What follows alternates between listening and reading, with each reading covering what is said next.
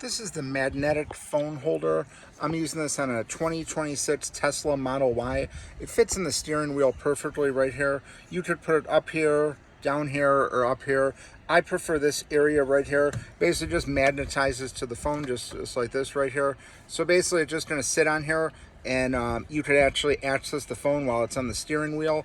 This is pretty much a better option if you're doing like highway driving, so the phone isn't spinning around. It is fine if you want to do that, but basically when you're on the highway, you're going pretty straight, so it's not really going to come into impact, but you could basically see the phone really well here. You could turn it sideways. Basically, it just has a lot of different functions, and it just brings your full self-driving mode into, it doesn't really come into play here when you have the phone here. So the eye cameras aren't going to be tracking you like that, but overall, I'm very happy with this.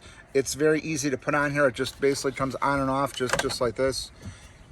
So basically you could use it for different applications, but again, I'm using it on this 2026 Tesla Model Y, and I think it's a really great addition.